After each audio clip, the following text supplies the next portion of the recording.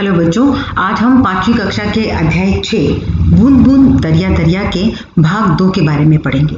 और इस भाग में हम देखेंगे सबसे पहले जल चक्र के बारे में कि पृथ्वी पर जल का संतुलन कैसे बना रहता है। तो आइए हम शुरू करते हैं। देखो, धरती की सतह पर जहाँ पर हमारी ज़मीन होती है, ज़मीन और पानी के रूप में हमें धरती की सतह नज़र आती है। तो जो धरती पर पानी है बच्चों, जल, वो सूरज की गर्मी से, आप सबको सूरज जब आता है तो गर्मी लगती है कि नहीं लगती, विशेष तौर पर गर्मियों के मौसम में। तो सूरज की गर्मी की वजह से जल वाष्प के रूप में लगातार ऊपर उठता है। कहाँ जाता है? ऊपर, आसमान की तरफ। और आसमान में जाने के बाद आसमान में किस रूप में जाता है? वो वाष्प के रूप में, जिसको हम सामान्यतः आप भाप कहते हो, लेकिन एग्जैक्टली वो वाष्प है। वाष्प जो है वो लगातार चलता है, यानी कि धरती पर जो भी जल है वो सूरज की गर्मी की वजह से लगातार वाष्प में बदलता रहता है। और ये वाष्प ऊपर जाकर किस चीज़ में परिवर्तित हो जाते हैं? बादलों के रूप में। ये आपका बादल है।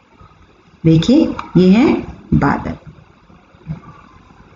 क्योंकि ज़मीन पर अलग अलग जगहों पर बहुत सारी जगहों पर पानी होता है, तो हर जगह पर पानी ऊपर उठता है वाष्प के रूप में सूरज की गर्मी की वजह से, और ऊपर जाकर ठंड की वजह से वो बादलों के रूप में बदल जाता है।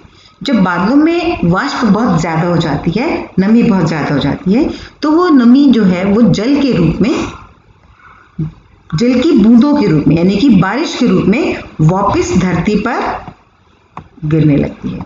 कहाँ पर आ जाती है? वापस धरती पर।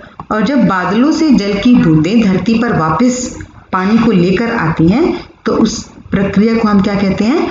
बारिश होना, यानी कि वर्षा होना।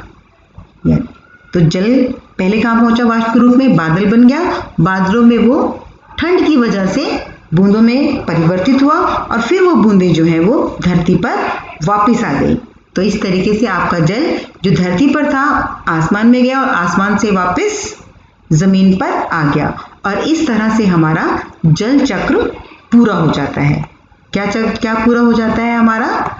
हेलो दोस्तों, आज मैं आपको बताने वाली हूँ कि हम पानी को कैसे बचा सकते हैं। और हाँ, एक बात तो आप हमेशा याद रखें कि बूंद बूंद से ही सागर बनता है और जल ही जीवन है।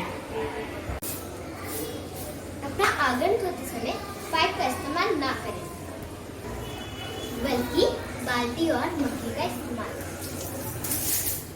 दूसरा तरीका है, गमले में पानी डालते वक्त ध्यान रखें कि पानी इधर उधर ना फैले। और हाँ, गमले में जितनी जरूरत हो उतना ही पानी आप डालें। हेलो दोस्तों, आज मैं आपको बताने वाली हूँ कि हम पानी को कैसे बचा सकते हैं। और हाँ, एक बात तो आप हमेशा याद रखें कि बूंद बूंद से ही सागर बनता है और जल ही जीवन है। पहला तरीका, आप लोग नहाते वक्त शावर का उपयोग ना कर बाल्टी और मग्गे का उपयोग करें। इससे पानी कम खर्च होता है। दूसरा तरीका है, गमले में पानी डालते वक्त ध्यान रखें कि पानी इधर उधर ना फैले। और हाँ, गमले में जितनी जरूरत हो उतना ही पानी आप डालें। अपना आंगन धोते समय पाइप का इस्तेमाल ना करें, बल्कि बाल्टी और मग्गे का इस्तेमाल करें। जैसे कि आप लोगों को पता है, अब बारिश का मौसम है, तो बारिश तो बहुत होती है। हमें उस बारिश के पानी को इकट्ठा कर लेना चाहिए, और वो बारिश का पानी हम अपने डेली यूज में इस्तेमाल कर सकते हैं। जैसे उसी बारिश के पानी से हम बर्तन धो सकते हैं, कपड़े धो सकते हैं, अपना आंगन साफ कर सकते हैं, और हाँ, उसी पानी को हम अपने पौधों में भी डाल सकते हैं।